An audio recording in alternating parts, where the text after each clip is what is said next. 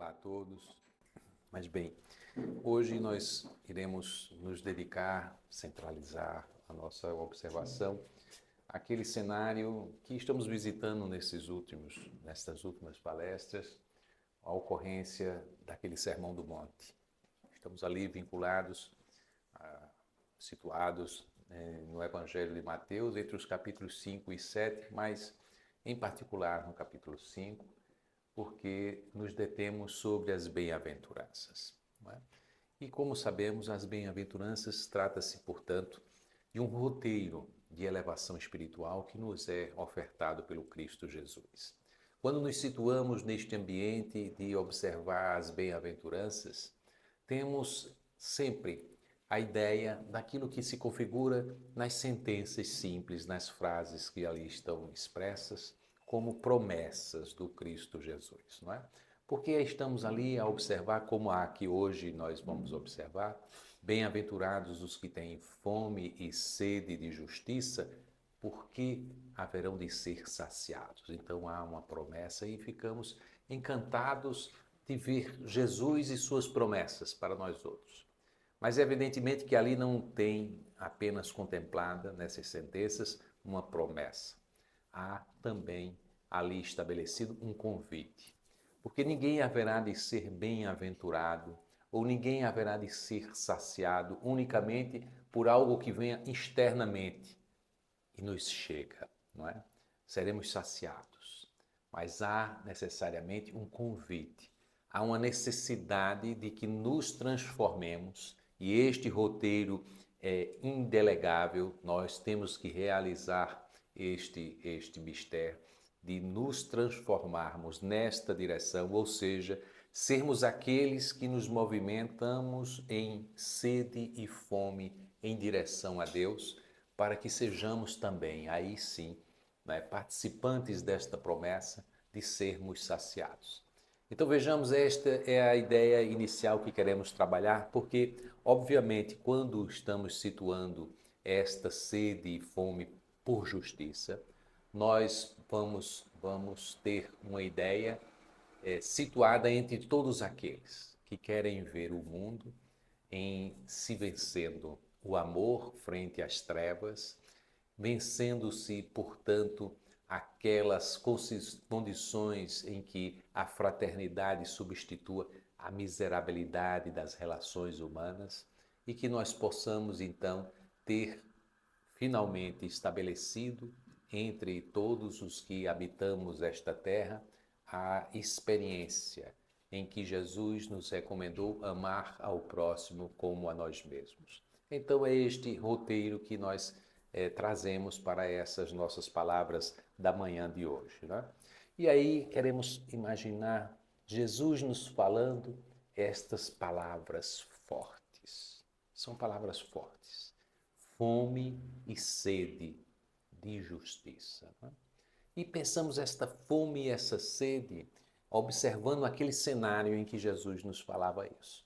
Porque hoje, nas comodidades com que todos nós vivemos aqui, neste ambiente, 2000 anos depois, em que muito da vida humana se realiza nas cidades, não é? Com suas infraestruturas possibilitando, por exemplo, o acesso à água. E aí, quando temos uma ideia, mesmo que tênue, sobre uma sede, imaginamos uma sede daquela sede que todos nós temos. Aquela ideia, já faz 1 ou 2 horas que não tomei água e vou em direção a qualquer uma das torneiras, em relação a qualquer um dos filtros e temos acesso a essa água. Então, a nossa noção de sede não representa a ideia daquilo que o Jesus estava a nos ofertar naquele tempo. Entende o que queremos dizer? Não é que não haja ainda condições de sede e de fome, e o observamos particularmente nos cenários em que estamos observando cenários de guerras, como lá em Gaza. Nós estamos observando nos cenários em que ainda a fome é uma paisagem, infelizmente, das vivências humanas, como em algumas regiões da África, em algumas situações limítrofes, encontramos no nosso Brasil essas situações de fome Mas, de qualquer forma, a ideia de sede e de fome que nós carregamos, né, é uma ideia diferente, distinta, daquilo que há 2000 anos era possível observar naquela sociedade. E particularmente a ideia de sede, porque vivenciávamos ali uma dificuldade no acesso à água. Muitas pessoas iam acessar a água em poços d'água distantes, não é? Coisas que a gente às vezes se apercebe aqui no nosso Nordeste, em algumas situações de seca, em algumas regiões limítrofes, né, do rural, né, que ainda é algo presente na nossa paisagem aqui no Nordeste. Mas não é o comum de todos. Então a sociedade não se apercebe da força dessas palavras, sede e fome, mas aquela sociedade o sabia. A dificuldade de ter uma água e ir com tudo o que era suas energias, com toda a sua força para se descedentar, para ver saciada, não é, aquela sua necessidade, a sua urgência por água, pelo pão. Não é? Então haviam muitos ali que também passavam por necessidades, fome, e a conquista de um pão era algo muito, muito forte. E às vezes necessitava de um tempo. E às vezes a necessidade de um trabalho longo, rigoroso, para obter o pão. Não é? Então, eles conheciam sobre a fome. Eles conheciam sobre a sede muito fortemente. Sabiam o que era essa dimensão. E há algo mais, Oscar, obviamente vai observar, os exegetas, os estudiosos do Evangelho, destacam que na tradução grega, a forma como se expressa essa frase, ela não nos diz de uma fome, de uma sede que se é saciada como nós o fazemos. Eu estou agora com fome, vou comer um pão e pego um pedaço de pão, comi e aquilo me saciou, pronto, resolveu a minha fome. Ou então estou com sede e agora vou tomar um copo d'água e fico saciado deste copo d'água. Não é assim. Esta sede e esta fome de que fala a sentença evangélica é uma sede por toda a água e não apenas por aquele único copo d'água. Esta fome é uma fome por todo o pão e não unicamente pelo pedaço que haveria de me saciar, pela fome e pela sede momentânea, né? Ocorrente agora apenas para esse instante atual. Então vejamos, é uma intensidade trazida na expressão, né, que Jesus ali coloca, que nos indica das pessoas que querem buscar Deus com intensidade, com necessidade de se aprofundar cada vez mais. É isso que Jesus quer dizer e diz que os bem-aventurados serão aqueles que procurarem Deus com esta ânsia, com essa necessidade, com essa urgência. Não é? Então veja que coisa impressionante este dizer do Cristo. Ele nos fala disso. Porque, lógico, a justiça que estamos buscando não é essa justiça do mundo. É a justiça divina. É a justiça, é o conhecimento de Deus. Deus se expressa pela sua justiça e buscamos conhecer esta justiça. E aí sabemos que a justiça de Deus, assim como Jesus nos apresenta o Pai Nosso, né? E o apresenta do Pai Nosso, como já tive a oportunidade de dizer aqui, não como aquele líder, não é, dos exércitos, dos anjos, não como aquele Deus punitivo, não como aquele Deus rigoroso que haveríamos de temer, mas como um Deus amoroso, bom, misericordioso, a quem deveríamos amar. Porque a expressão do amor é Deus. E desta forma nos dizia exatamente no simbolismo a tratarmos Deus como Pai. Mas não um Pai qualquer, mas aquele Pai bem próximo ao nosso coração, que haveríamos de chamar de Paizinho, Abba. Abba, como Jesus fazia a sua oração, né, dirigindo-se a Deus, é Paizinho, Paizinho, ou como nós aqui no Nordeste nos referimos, Painho. Então imaginemos Jesus fazendo a sua oração do Pai Nosso, dizendo Painho, não é? Então essa é a construção que Jesus nos faz de Deus. Então queremos conhecer a sua justiça.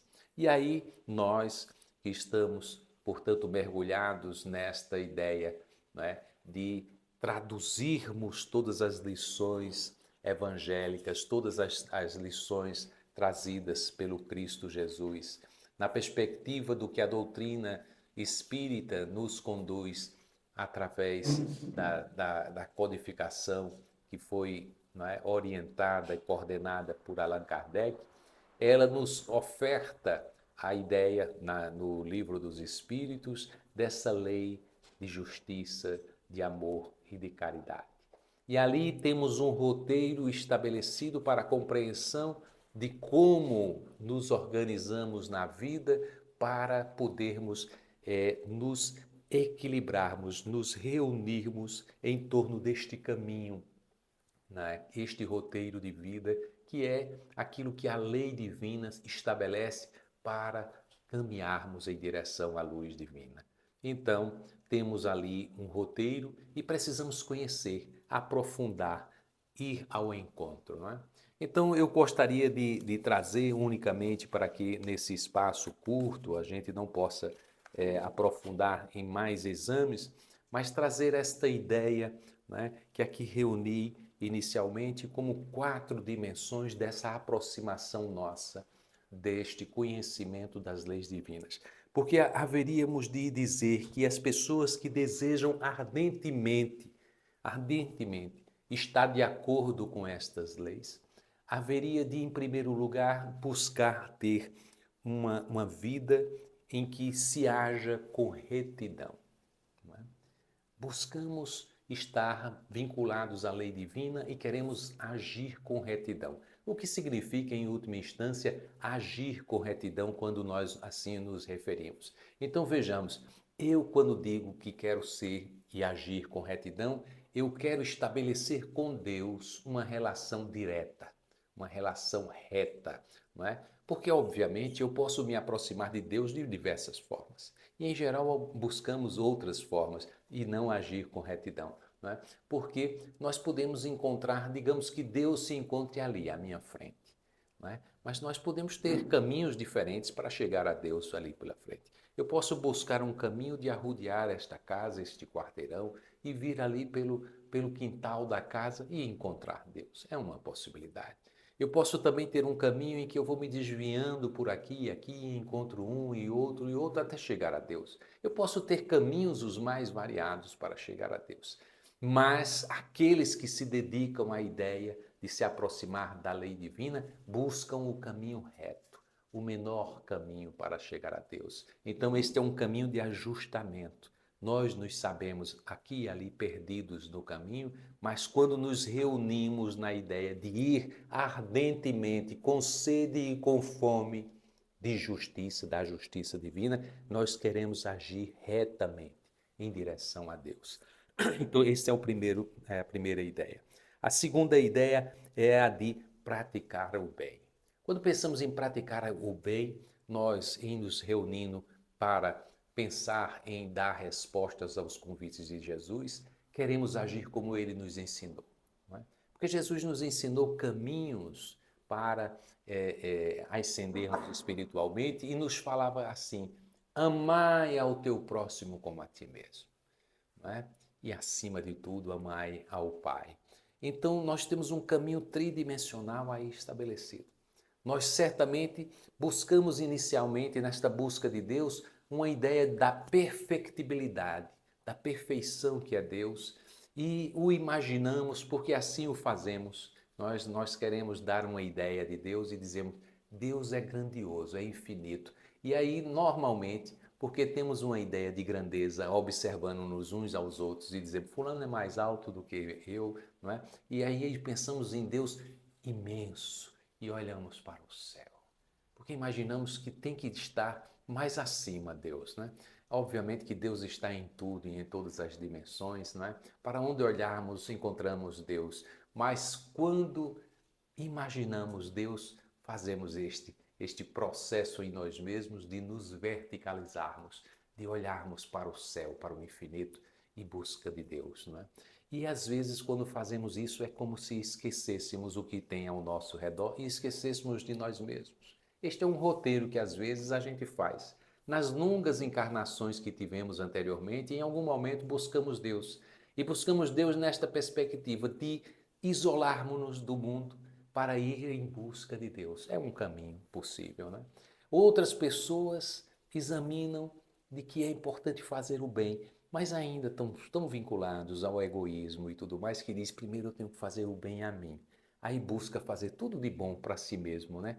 E lógico, não estou dizendo de fazer algo ruim, é uma busca por fazer o melhor por nós mesmos. E buscamos nos ilustrar, buscamos o estudo, buscamos fazer uma correção só direcionada para nós mesmos, quer dizer, eu tenho que me melhorar.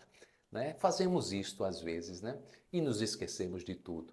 Mas outras pessoas também têm uma visão incorreta no sentido de dizer, eu preciso esquecer de mim mesmo e me dedicar só ao outro. E aí a gente quer amar ao outro, não é?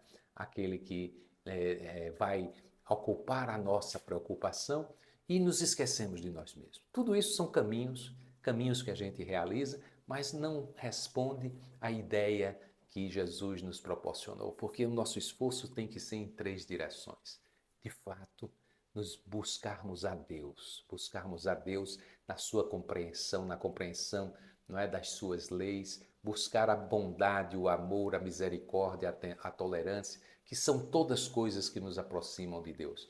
E, por outro lado, ver que Deus está para nós outros, não numa ideia vaga, num sentido absolutamente abstrato, né? Uma compreensão abstrata daquilo que é o perfeito, do que é a bondade, do que é o amor infinito. É no sentido de que nós encontremos Deus na sua criação, em tudo, no nosso semelhante, olhar Deus, buscar os olhos de Deus nos olhos dos nossos semelhantes. Em cada um deles, buscar o amor, o afeto, o carinho, buscar a beleza, buscar a bondade. Esta busca no outro de Deus nos faz reconhecer Deus nos outros. Deus em cada um dos nossos irmãos. E quando encontramos, nós começamos a entender a coisa maravilhosa que é a expressão do amor de Deus que nos reúne a todos, né? Neste reconhecimento da beleza de tudo que nos cerca. E aí, quando nos apercebemos disso, nos apercebemos também da natureza, vamos nos percebendo de todos os elementos, e quando percebemos Deus em todos os elementos, começamos a dizer e achar estranho.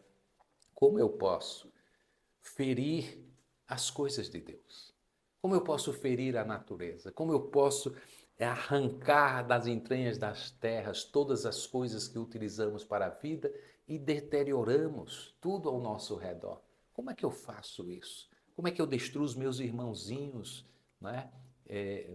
Os animais? Como é que eu destruo essas coisas, né? Que são todos presentes de Deus, né? Em nosso favor. Então começamos a nos aperceber desta grandiosidade do projeto de Deus em torno de nós e queremos agir no bem, que é essa ideia que eu estou dizendo, nessas três dimensões.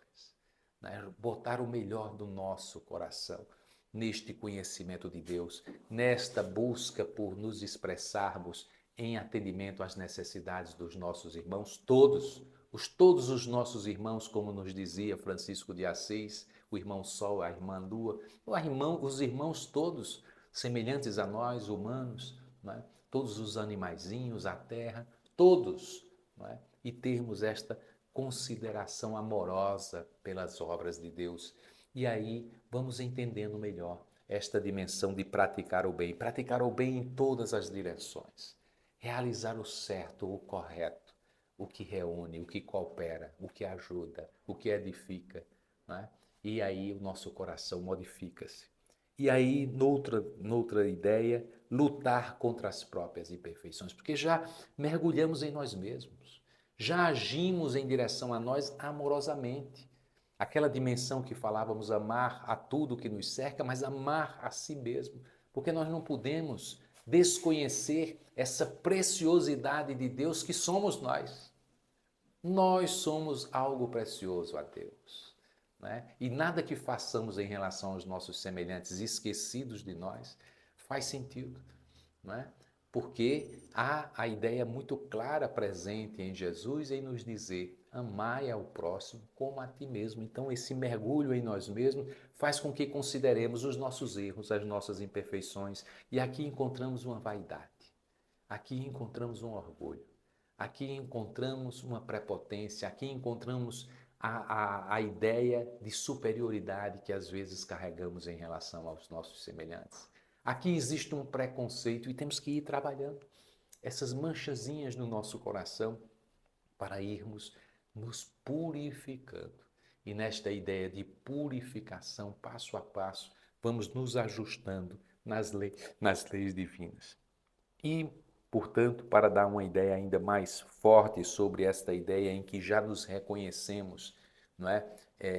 Amorosamente irmãos uns dos outros, é quando a gente passa a ter uma ideia de que a nossa felicidade, a felicidade que nós buscamos, ela só se constrói na medida em que os outros que nos cercam também sejam felizes. Então, quando nos movimentamos na vida, tendo a ideia de que a felicidade do outro é essencial para a minha felicidade, tudo isso muda na nossa perspectiva de vida. E aí temos a compreensão por inteiro, daquilo que é a lei divina. Não é? A gente se reconhece, não é? Absolutamente participante uns dos outros, integrados no projeto de Deus. Não é? E se hoje disséssemos que todos nós nos movimentamos na vida, buscando esta compreensão de que é necessário a felicidade do outro para a minha felicidade, certamente que já não viveríamos mais num mundo de provas e expiações, porque já haveríamos passado por um outro patamar. E neste outro patamar, haveríamos de reconhecer em cada ato da nossa vida, em cada gesto, em cada atitude, em cada palavra, o que é o sentido do certo e do correto frente à lei divina. Aí haveríamos de reconhecer esta ideia. Então, quando Jesus nos promete que seremos saciados, nos fala desta lei divina maravilhosa que buscamos para agir no sentido da reparação dos sofrimentos da humanidade. Porque olhamos os sofrimentos da humanidade que nos cerca e devemos agir em reparação. É assim que a justiça divina age conosco. Ou achamos que estamos aqui por quê? Porque erramos, porque caímos, porque lançamos-nos nos precipícios das nossas próprias incompreensões da lei divina e naquilo que atentamos à lei divina, caímos, quedamos. E se pudéssemos ir ao encontro da nossa memória espiritual, haveríamos de ver aquele instante em que, caídos no abismo dos nossos erros, dos nossos crimes, alguém estendeu a mão, em nome de Jesus, em nome do Todo-Poderoso, e nos ergueu. E disse: vem, amigo, saia desse seu precipício. Assim que a lei divina age em relação a nós, e é assim que Deus quer que aqueles que se afiliam e já se dizem cristãos, espíritas, hajam no mundo, como mãos que sustentam os caídos e que ajudam a se erguer. Então, participar da reparação dos sofrimentos da humanidade é algo fundamental. Consolar os que choram, não é? Amparar os injustiçados que vemos aqui e ali, existem os injustiçados que nos cercam. Ir em amparo a estes. E devemos dizer, não como espectadores, porque às vezes a gente vê as injustiças e diz: meu Deus, eu queria que essa injustiça fosse corrigida. E dizíamos: que absurdo essa injustiça. Mas não é assim que devemos agir. Agir como cooperadores da paz. E vemos as injustiças todas. E aqui e ali é uma guerra que se estabelece, podemos dizer, da Rússia com a Ucrânia, agora, porque chama a nossa atenção Israel com os palestinos. E quando olhamos essas coisas, machuca o nosso coração, às vezes, observarmos não só a situação de guerra, mas como as pessoas se afiliam nesta hora e dizem: a razão está com fulano de tal. Ou às vezes torce porque alguma coisa aconteceu com um lado ou com o outro. E dizem: mas o correto é Israel, o correto é a Palestina, o correto é isso. E queremos, quando acontece alguma coisa, a vitória de um dos lados, olha que maravilha. ocorreu a vitória de um dos lados. Na realidade, estamos torcendo pelo conflito, estamos torcendo pela morte, estamos torcendo por aquilo que ocorre em prejuízo à racionalidade, à amorosidade da lei de Deus. Porque a lei de Deus é cooperação, é amor, é fraternidade. E sempre que se rompe esses laços, está em desacordo com a lei divina. Não há lado vencedor onde exista a violência. Não há lado vencedor onde exista a amargura, onde exista a intolerância, onde exista o preconceito. Agimos de tal forma e há consequência. Imaginamos, portanto, que esses conflitos não irão prosperar por mais e mais tempos, às vezes por séculos. Quem observasse ali as cruzadas não haveria de ver, não é? E às vezes imaginávamos, vamos lutar para vencer. Era assim que agíamos, não é, Oscar? Em nome de Jesus, lançando estandartes e promovendo guerras, e matávamos, e trucidávamos. E ainda estamos aqui percorrendo esse roteiro, né? Querendo nos ajustar agora à lei divina, depois de ter provocado tantas e tantas desídias, tantas e tantas, né? Ocasiões de torturas, de morte. Então, não façamos isso nos dias de hoje. Não apenas é a situação em que pegamos nas armas e promovemos as guerras, é a situação em que as nossas palavras, os nossos pensamentos, as nossas atitudes dizem não, não à guerra, não à intolerância, não à violência, não ao preconceito. Não nos afiliemos a isto nas nossas publicações em redes sociais, porque damos vazão a estes sentimentos de ódio que prosperam. É preciso dizer o amor vence, é preciso dizer o diálogo é fundamental, é preciso dizer podemos viver todos juntos, podemos construir relações humanas baseadas na fraternidade. Então, é esta a ideia que nós gostaríamos de dizer. Eu tenho algum tempo ainda? Quanto? Ainda tem 5 minutos. 5 minutos. Não sei se vai dar tempo, mas vamos tentar. Uma historietazinha aqui, apenas para ilustrar e fechar esse nosso. Se não der, você corta, né? E fica, a gente recomenda. Pode fechar você. Há uma passagem, só quero olhar aqui para dizer qual é em Humberto de Campos, Contos desta e de outra vida, tem um capítulozinho, Eles Viverão. É uma passagem que conta sobre um momento muito forte dos primeiros anos da vida cristã depois da crucificação do Cristo. Situa-se 11 anos depois da crucificação do Cristo. Então estamos ali no ano 44, do primeiro século.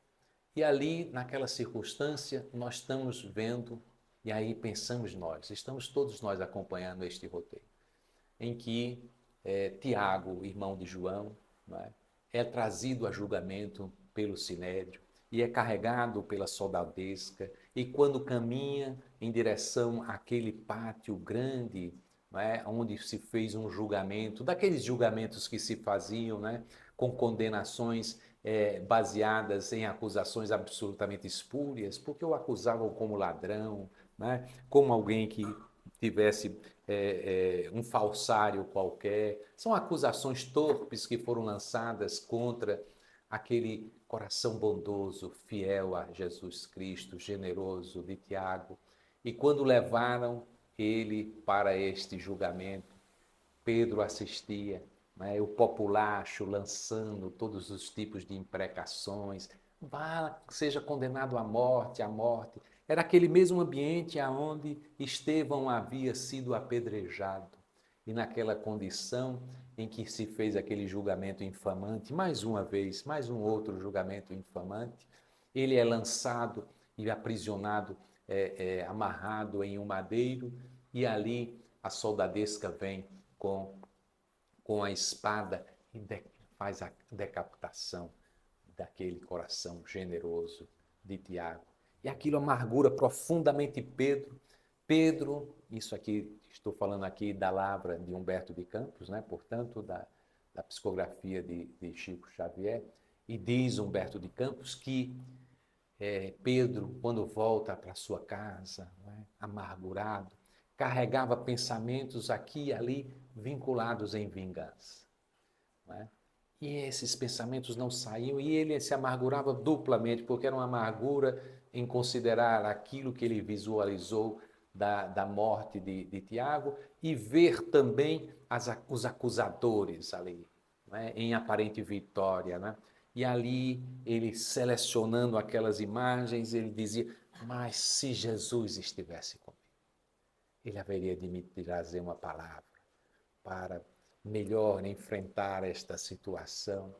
E aí aproxima-se Jesus naquela ocasião. Ele vê que se aproxima uma luz e ali fica encantado de perceber novamente o mestre, né, ali reunido com ele. Ele se lança aos pés e faz ao mestre todas as reclamações que está no seu coração. Senhor, Senhor, e este fulano de tal, que foi um dos acusadores, né, do nosso Tiago, o que haverá de acontecer com fulano de tal? Que condenação ele haverá de ter? Em todas as situações o Cristo lembrando, primeiro, Pedro, lembra-te. Porque Pedro dizia, Senhor, nos consideram como vermes na sociedade. Todos nos perseguem. Lembra-te, Pedro, eu te disse. Os que quiserem vir após mim, segure a sua cruz e a sustente. E erga-se com ela. E mais adiante, quando Pedro falava sobre esses personagens, o primeiro que fez tal coisa, né, para levar Tiago a julgamento, Pedro, aquieta os teus pensamentos. Fulano de tal vai viver. E depois um outro ele trazia, mas esse outro também foi responsável, não vai acontecer nada com ele, ele não vai ser condenado a tais penas. Quais são as penas que ele vai ter? Não julgueis, Pedro, fulano de tal irá viver. E mais o outro, mas aquele fulano também fez isso. Não provoque, não tenha pensamentos de vingança, fulano vai viver. E mais fulano de tal, né? Cada um dos que participaram, Jesus, fulano vai viver. E vai viver, e vai passar por uma situação em que a sua condição vai levar ao remorso. E o remorso por si só já carrega o fel de amarguras, né, suficientes já para aqueles que enfrentam e que deram causa a estas situações todas. E aí diz a Pedro, Pedro, não te vincules em vingança.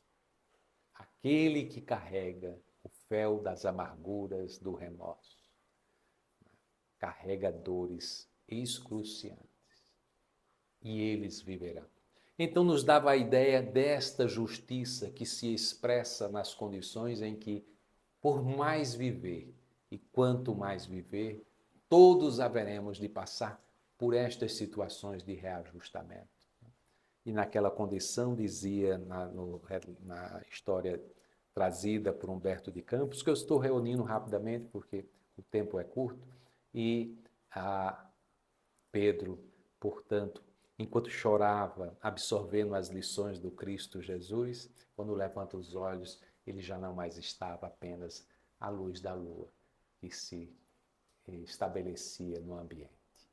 Então que nós possamos, em refletindo sobre a justiça divina, em refletindo sobre como ela se expressa para nós outros e como nas nossas atitudes vamos nos ajustando a ela, pensar que a justiça divina não se impõe, ela respeita o tempo de cada um, ela se expressa em condições tais em que vamos nós, com as nossas atitudes, aqui e ali, criando as condições dos próprios reajustamentos mais adiante, porque Deus sempre nos oportuniza sempre ocasiões novas a cada uma das nossas reencarnações para que cumpramos com os desígnios espirituais, porque sabemos que os erros são condições próprias dos que estão na carne, encarnados. é próprio daqueles que estão encarnados, mas é próprio do espírito o processo de evolução, de reajuste e de sempre iluminar-se em direção à luz divina. Saibamos nós, estamos todos sendo atraídos com muita força, e por isso, quando nos sintonizamos nesta força atrativa do amor de Deus, vamos nos sentindo como Deus, né, nos expressa em convite, e como Jesus nos ensinou no Sermão do Monte, para sermos sedentos, famintos do amor de Deus. Que Deus nos abençoe a todos, que todos se sintam contemplados com este amor de Deus nesta manhã e possamos caminhar na direção dele hoje e por todo sempre. Assim seja. Nós queremos lembrar que a CELI tem uma mini livraria. Quem tiver interesse em encomendar algum livro ou olhar os livros que nós temos à disposição, é só procurar o nosso colaborador Thales. E quem quiser pegar um livro emprestado, um livro espírita, nós temos aqui uma estante com alguns livros de diferentes autores. Pode pegar também algum livro emprestado para ler, é só falar com a nossa colaboradora Carla. Nós também temos um atendimento fraterno, que é realizado após a palestra, procurar o trabalhador Oscar. Temos água fluidificada aqui nessa primeira sala. E temos o passe coletivo, que será realizado agora, no momento da nossa prece final. Nós vamos ter uma redução nas luzes, apenas para que a gente possa se concentrar um pouco melhor neste momento da prece.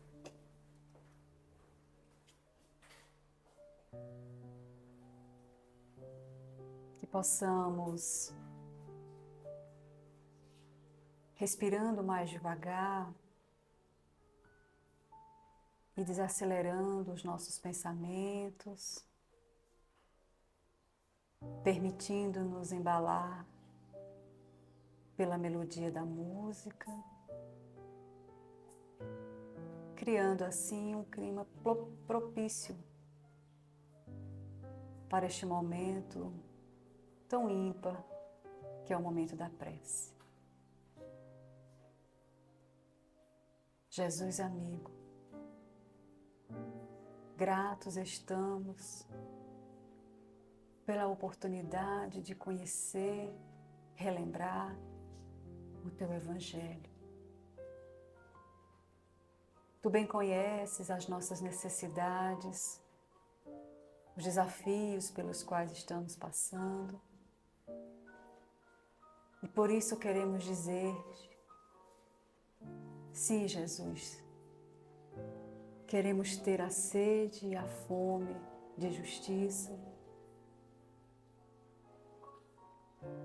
sem assumirmos o papel equivocado que muitas vezes assumimos de justiceiros.